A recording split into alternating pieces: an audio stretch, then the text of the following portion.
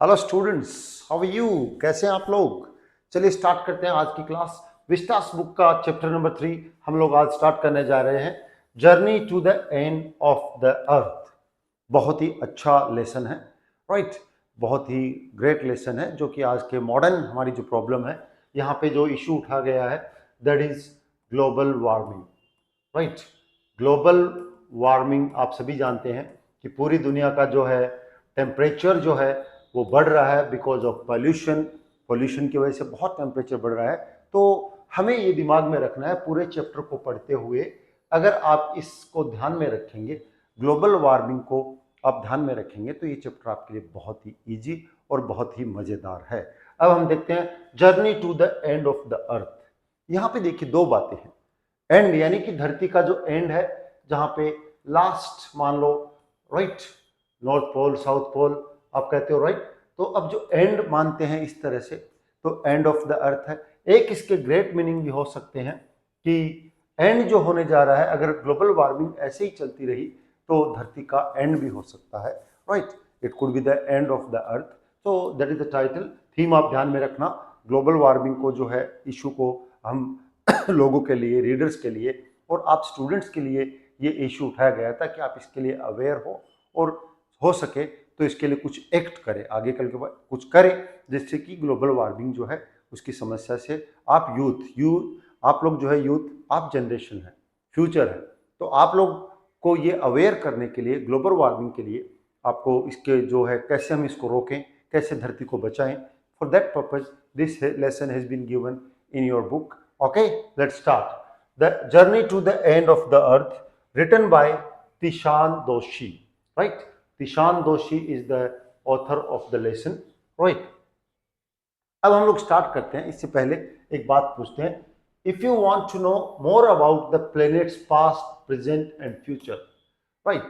अगर प्लैनेट का मतलब हमारा अर्थ जो है, हमारी धरती जो है, उसका अगर आप पास्ट जानना चाहते हैं, आप इसका फ्यूचर जानना चाहते हैं, राइट, और प्रेजेंट जानना चाहते हैं, तीनों चीजों का अगर आप इंटरेस्टेड हैं कि ये धरती कैसे बनी, क्या हुआ, किस तरह के हम आज हैं और कल हम कहाँ जा रहे हैं, right? These are the things. तो इसके लिए Antarctica is the place to go. अगर आप धरती का हमारा पास्ट, प्रेजेंट, फ्यूचर तीनों जानना चाहते हैं तो Antarctica is the best place for you. आपके लिए सबसे अच्छी जगह है जहां आप इन तीनों चीजों को जान सकते हैं। बॉन वॉयज, बॉन वॉयज कहते हैं, ओके, हैप्पी जर्नी, ये एक फ्रेंच वर्ड है, right? This is a French word, correct, जिसका मतलब होता है हैप्पी जर्नी। जब आप विश करते हो ना, happy journey, wish you very happy journey, तो हम जब कोई सी ऑफ करते हैं, गुड बाय करते हैं, जर्नी के लिए विशेष देते हैं, तो हम लोग बोलते हैं bon voyage in French. Early this year I found myself abroad a Russian research vessel. Vessel का मतलब शिप, जहाज, राइट? तो कहते हैं, जो ऑथर बता रहे हैं अपना एक्सपीरियंस नरेट कर रहे हैं कि इस साल, early this year I found myself abroad a Russian research vessel, right? एक रशियन रिसर्च करने वाला जो शिप होता है ना, शिप, राइट? और तो उस शिप को जो है, right, the name is Akademik Shokalskiy, right? ये एक रशियन शिप है, राइट, रशियन वेसल है जिसका नाम है Akademik Shokalskiy, right? Heading towards the coldest, driest, windiest continent in the world. और ऐसी जगह पे जा रहे हैं जहां पे ऐसा हिस्सा वर्ल्ड का जो सबसे ज्यादा ठंडा है, राइट, सबसे ज्यादा सूखा है और सबसे ज्यादा हवादार है, जहां बहुत तेज हवा चलती है, विंडिएस्ट continent in the world, Antarctica. My journey began 39 degrees north of equator in Madras and involved crossing 9 time zones. तो कहते हैं कि मेरी जर्नी जो है मद्रास से, राइट, पहले चेन्नई को मद्रास कहते थे ना, तो मद्रास से हुई, कहाँ से, जो ये बिगिन जो बता रहे हैं 13.09 degrees north of the equator. Equator जो आपका होता है उससे नॉर्थ की तरफ से स्टार्ट हुई, and involve crossing 9 time zones. 9 time zones, time zones आप अच्छी तरह से जानते हैं। हमारा पूरा अर्थ जो है, अगर आप इसको देखें, राइट, मैं गोल तो नहीं बना पा रहा हूं बट आपको एक्सप्लेन करने की कोशिश कर रहा हूं, राइट? बिल्कुल जो है अर्थ को अगर अब देखा जाए तो it's divided in different time zones. ये जो आपका डिफरेंट टाइम जोन्स में क्या है, डिवाइड है, और हर एक टाइम जोन से जो है आपका क्या होता है, टाइम का फर्क है, डिग्रीज है, राइट। तो अगर स्टार्ट करें तो आप अगर पूरे अर्थ पे घूम के वापस इधर आते हैं तो हम कहते हैं 24 आवर्स जो है उनका फर्क पड़ जाता है। तो हर डिग्री से आपका हर घंटे का जो है फर्क पड़ता है। तो इस तरह से इन्होंने कितने 1 2 3 4 5 6 7 8 9 टाइम जोन्स को क्या किया है, क्रॉस किया है। 6 चेक पॉइंट्स जो एक आप देखते हैं कि एक कंट्री से दूसरे कंट्री में हम लोग कहीं जाते हैं, कहीं करते हैं तो चेक पॉइंट्स होता है। Check points, 3 bodies of water, 3 oceans or bodies of water and at least as many as ecospheres, और तरह तरह का जो है इकोस्फेयर्स, राइट, जो लिविंग एंड नॉन लिविंग का जो आप समझते हैं ना साइंस में इकोस्फेयर्स, और तरह तरह के इकोस्फेयर्स को यानी अलग अलग तरह के एनवायरनमेंट को मैंने क्रॉस किया है। By the time I actually set foot on the Antarctic continent I had been travelling over 100 hours in combination of car, an aeroplane and a ship. तो कहते हैं जब अंटार्कटिका जो है वहां से पहुंचने स्टार्ट किया उसके बाद से 100 आवर्स की जो इन्होंने जर्नी की ना, उसमें कार का भी यूज हुआ, एरोप्लेन का भी यूज हुआ और शिप का भी यूज हुआ। So my first emotion on facing Antarctica expensive white landscape. Expensive बहुत विशाल, बहुत फैला हुआ, राइट, बहुत विशाल, तो बहुत ही expensive white landscape and uninterrupted blue origin was relief. Origin आप अच्छे से जानते हैं, जहां तक आपकी नजर जाती है ना, ओरिजिन तो बिल्कुल बिल्कुल सफेद एकदम wide spread, right, expensive white landscape and uninterrupted blue origin, और कोई इंटरप्शन नहीं है, कोई पौधे की, पेड़ की, बिल्डिंग की, किसी चीज का कोई इंटरप्शन नहीं है, और डायरेक्ट जाके आप ओरिजिन जहां तक आपकी नजरें मिलती है ना, कहते हैं ना जमीन आसमान मिलता हुआ दिखाई देता है, तो बिल्कुल उस तरह से उस तक ब्लू ओरिजिन जो था ना, बिल्कुल ऊपर से और नीचे व्हाइट, बिल्कुल अनइंटरप्टेड, राइट, वाज रिलीफ। अब इतनी जो जर्नी की ना 100 आवर्स की, इतने घंटे की, लेकिन जब देखा सीन ना तो ये सारा रिलीफ मिला मुझे। वो दिशान दोषी बता रही है, followed up with an immediate and profound wonder. Immediate and profound, एकदम से जो ना बड़ा ही आश्चर्य हुआ, प्रोफाउंड यानी बहुत deep. Wonder at its immensity, its isolation, but mainly at how there could ever have been a time when India and Antarctica were part of the same landmass. Well, wonder क्यों हुआ, आश्चर्य क्यों हुआ, why? Right, wonder its immense, right, immensity, its isolation, isolation अकेले, immense यानी बिल्कुल गहराई से, and isolation बिल्कुल अकेले धकेले, आप जब अलग वीरान अकेले होता, loneliness, isolation, but mainly how there could ever have been time when India and Antarctica were part of the same landmass। तो कहते कि कैसा पॉसिबल हो जब इंडिया और अंटार्कटिका एक ही लैंडमास का, जैसे पूरा एक लैंडमास कॉन्टिनेंट कहते हैं ना, पहले सारा पूरा एक था, फिर बाद में से अलग अलग कॉन्टिनेंट्स बन गए, तो पूरा एक लैंडमास जो है कहते हैं कि एक ही हिस्सा था अंटार्कटिका और इंडिया। Part of history. अब देखिए ऑथर ने शुरू में कहा था ना कि आपको हिस्ट्री जाननी हो, आपको प्रेजेंट जानना हो और आपको फ्यूचर जानना हो, तो Antarctica is the best place, right. तो अब थोड़ा सा हिस्ट्री में देखते हैं। 650 मिलियन ईयर्स अगो, 650 मिलियन, सोचिए 1 मिलियन में 10 लाख, तो कितना हो गया, 650 million years ago a giant amalgamated southern supercontinent, Gondwana, it is Sanskrit word Gondwana. तो यस, तो सोचिए इतने सालों पहले है ना, 650 million years ago a joint amalgamated southern super continent, एक साउदर्न एक सुपर कॉन्टिनेंट एक था जिसको गोंडावना कहते हैं, डिड इंडीड एग्जिस्ट, सेंटर्ड रफली around the present day of Antarctica. और सेंटर्ड रफली जो प्रेजेंट डे ऑफ अंटार्कटिका है ना, उसके बिल्कुल सेंटर रफली इस तरह का एक मास था जिसमें इंडिया भी उसका ही पार्ट था। Things were quite different then, और सोच हाँ चीजें बड़ी अजीब होगी ना, डिफरेंट होगी, अलग होगी उस समय। Humans had not arrived on the global scene, यानी अर्थ पे ह्यूमन का एग्जिस्टेंस कहते नहीं हुआ था, right. And the climate was much warmer, hosting a huge variety of flora and fauna, right.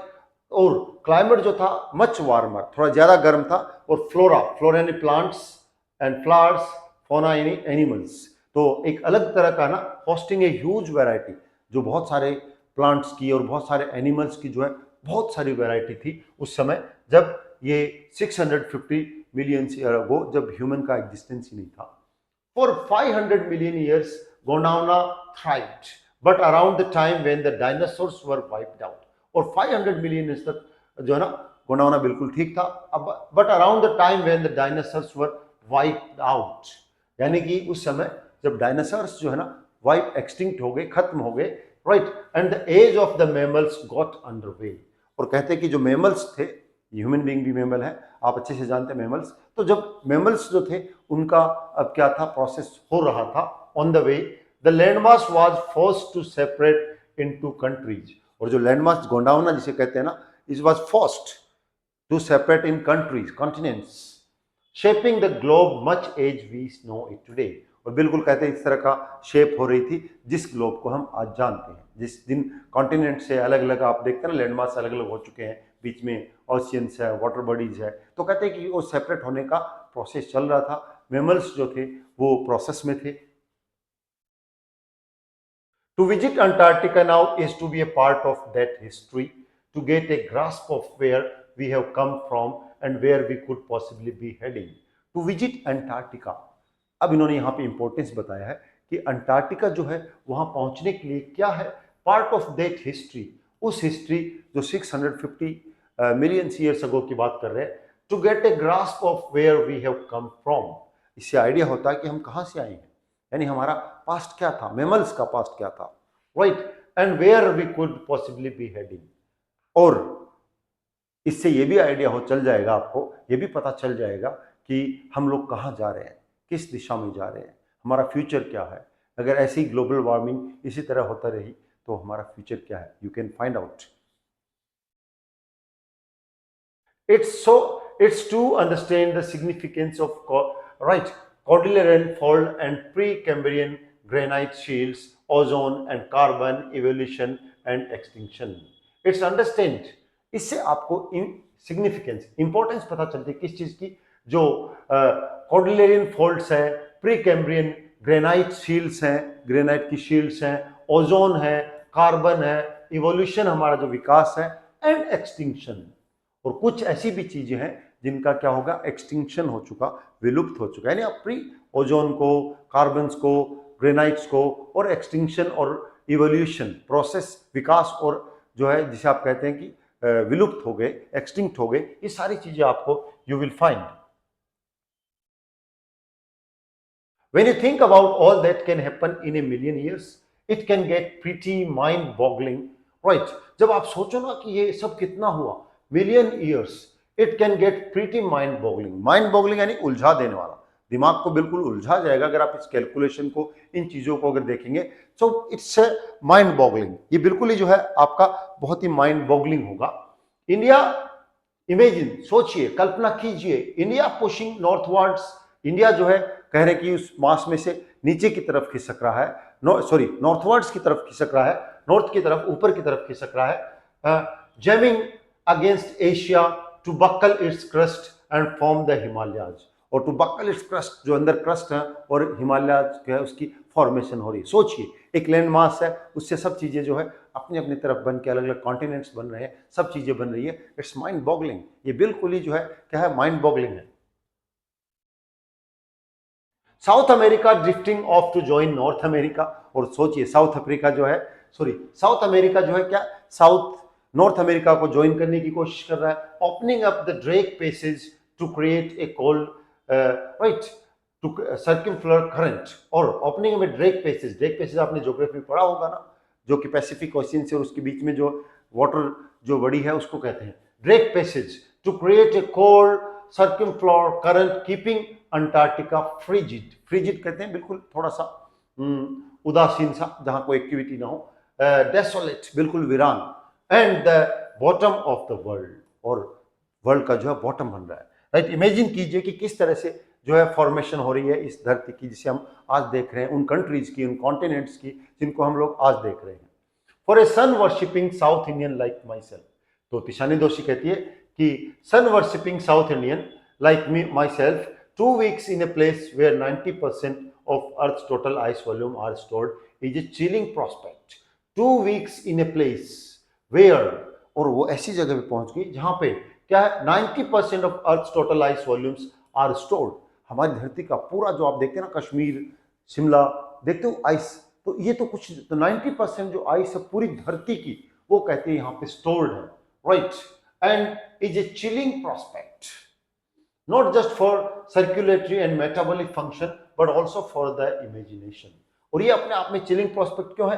Not only for your circulatory, आपका जो body का सिस्टम है, आपकी मेटाबॉलिक एक्टिविटीज है, सारी जो रिएक्शन एक्शन अंदर हो रहे हैं उनको छोड़ भी दें, तो आपके इमोशंस के लिए, आपकी इमेजिनेशंस के लिए भी ये एक बड़ी ही जो है आपके लिए एक अजीब तरह का जो है फीलिंग है। It's like walking into giant ping pong ball devoid of any human markers. और जब आप यहां रहते हो ना, तो आपको ऐसा लगता है कि आप एक पिंग पोंग बॉल के ऊपर जो है चल रहे हो। डिवॉइड, डिवॉइड कहते हैं कोई चीज की कमी होना या राइट डिप्राइव होना ऑफ ह्यूमन मार्कर्स, और जहां पे कोई इंसानों की निशानी नहीं है, यानी वहां पे इंसानों की कोई बिल्डिंग, कोई फुट स्टेप्स, कोई ये कोई वो, नहीं कोई घर गार्डन आपका कोई भी नहीं है, मार्केट ह्यूमन की कोई मार्क नहीं है यहाँ पे, बिल्कुल right. No trees, billboards, building, ना पेड़ पौधे, ट्री, आपके एडवर्टीजमेंट का होर्डिंग, ये वो, यानी ह्यूमन के मार्क, ह्यूमन की निशानी का मतलब ह्यूमन का वहां पे एग्जिस्टेंस नहीं। You lose all earthly sense of perspective and time here. आप यहाँ पे जब आते हो ना, तो आपको क्या, you lose all earthly sense, जो अर्थ को लेके हम सेंस करते हैं, टाइम, एनवायरमेंट, उन चीजों को, पर्सपेक्टिव ऑफ टाइम, और टाइम का यहाँ पे कोई आप जो है ऑल अर्थली सेंस, ये सारी सेंस आप वहां छोड़ देते हो, यानी आप लूज कर देते हो, आपको पता नहीं रहता है। The visual scale ranges from the microscopic to the mighty. तो जो आपका जो विजुअल स्केल है वो क्या करता है, माइक्रोस्कोपिक, बहुत छोटे छोटे बैक्टीरिया से लेके बहुत बड़ी बड़ी चीजें से, midges and mites to blue whales. Midges छोटे छोटे जो जानवर, मक्खी मच्छर या ये होते हैं, right. Mite, midges and mites to blue whales and icebergs as big as countries. आप छोटी छोटी माइक्रो चीजों को भी देखते हो, लेकिन बड़ी बड़ी चीजें, ऐसे बड़ी बड़ी वेल, आपका स्केल बहुत अप डाउन होता है। एक तरफ आपको बहुत माइक्रो ऑर्गेनिज्म मिलेंगे, या आपको बहुत ही छोटे छोटे छोटे कीट माइटी, जिसे हम कहते हैं मक्खिया मच्छर, छोटे छोटी चीजें, या फिर बहुत बड़ी चीजें आपको दिखेगी। क्या? ब्लू वेल्स, जानते हैं ब्लू वेल्स कितना बड़ा होता है, आप अच्छे तरह से जानते हैं। 1 blue whale is equal to 30 elephants, ऐसा आपने पढ़ा था 8th 9th 10th में, जो भी क्लास में पढ़ा था। एंड आइसबर्ग एक बीज एज कंट्रीज, और आइसबर्ग्स जो है ना, वो ऐसे छोटे मोटे नहीं है, जितने बड़े बड़े देश हैं उन देशों जितने बड़े बड़े आइसबर्ग्स हैं। तो आपका स्केल जो है ना बहुत अप एंड डाउन होगा, कई बार आपको बहुत माइक्रो चीजें दिखेंगी, तो कई बार आपको बहुत बड़ी चीजें दिखेंगी, right. The largest recorded was the size of Belgium, और सबसे बड़ा जो आइसबर्ग है वो कितना बड़ा, बेल्जियम जितने देश जितना बड़ा सिर्फ एक आइसबर्ग है, सोचिए कितने बड़े बड़े होंगे। Days go on and on in surreal 24 hours austral summer light, and a ubiquitous silence interrupted by only by the occasional avalanche or calving ice sheet consecrates the place। और अब बिल्कुल दिन, day goes and goes, right, 24 आपको कई बार थोड़ी थोड़ी सी क्या होगी, चटकने की आइस शीट्स की, कैल्विंग आइस शीट्स की, राइट, ये चीज कुछ आपको कई जगह नजर आएगी, otherwise silence is there। It is an immersion that will force you to place yourself in the context of the Earth's geological history। It is an immersion, right? ये आपका एक डूबना, एक इंट्रक्शन होगा इस तरह से, will force you to place yourself in the context of Earth's geological history। अर्थ की जो जियोलॉजिकल हिस्ट्री है वो उसको आपको जानने का जो है मन करेगा। You will be immersed, and for humans the prognosis isn't good। और ह्यूमंस के लिए है ना ये सारी चीजें, सॉरी, बहुत अच्छी है। नाउ ह्यूमन इंपैक्ट, अब बात करते हैं ह्यूमन इंपैक्ट की, right. Human civilisation have been around for a paltry 12,000 years. तो बिल्कुल अगर आप उसको देखें तो ह्यूमन सिविलाइजेशन तो बहुत ही जो है कम टाइम किया, only 12,000 years, बेयरली a few seconds on the geological clock.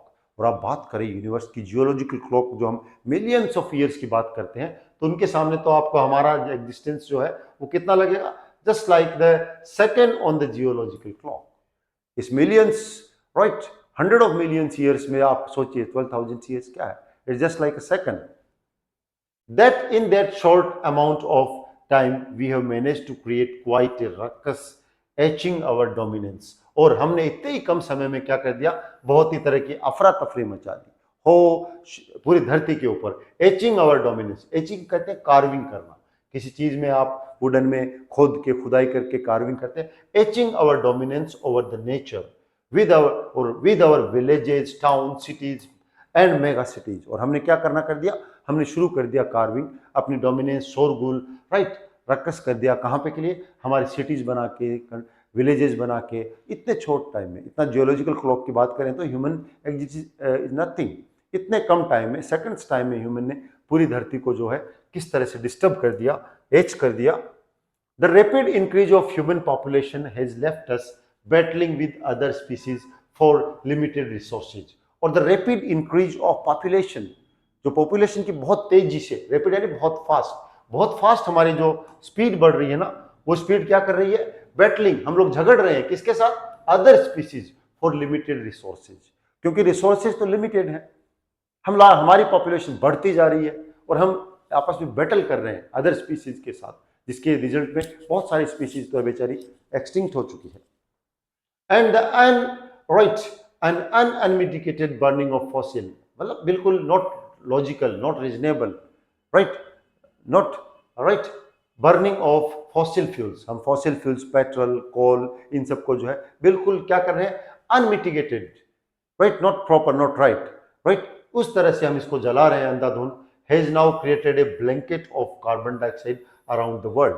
और उस बर्निंग की वजह से क्या हो रहा है, एक पूरे के पूरे एनवायरमेंट में क्या हो गया, एक right around the world, which is slowly but surely increasing the average global temperature. और उसकी वजह से क्या हो रहा है, हमारे पूरे ग्लोब का, पूरी धरती का, पूरे एनवायरमेंट का टेम्परेचर क्या हो रहा है, राइज हो रहा है, टेम्परेचर जो है बढ़ रहा है। Climate change is one of the most hotly contested environment debate for our time. और आज हमारे समय की, मॉडर्न वर्ल्ड की जो है ना डिवाइड, क्या सबसे बड़ी, जो कुछ लोग तो फालतू की चीजों पे बहस करते रहते हैं ना, लेकिन जो पढ़े लिखे लोग, अच्छे लोग, समझदार, फोरसाइटेड लोग जो है, जो लोग बहुत ही ब्रॉड है, अच्छे पढ़े लिखे हैं, अच्छे हैं, वो लोग इस पर डिबेट नहीं करे तू ये तू वो, नहीं, वो डिबेट करे इट्स द मोस्ट कंटेस्टेड इस environmental debate of our time. और आज के हमारे टाइम की जो है सबसे ये इम्पॉर्टेंट और सबसे कंटेस्टेड इन्वायरमेंटल डिबेट है कि हमारा टेम्परेचर बढ़ रहा है, यानी हमारे एनवायरमेंट का टेम्परेचर बढ़ रहा है। और अगर आइस मेल्ट होती है तो क्या होता है, right, that's why the author has said about this thing, right. इसका अगला पार्ट हम देखते हैं, कंटिन्यू नेक्स्ट वीडियो में, right, we shall continue the second part. Till then have fun but study.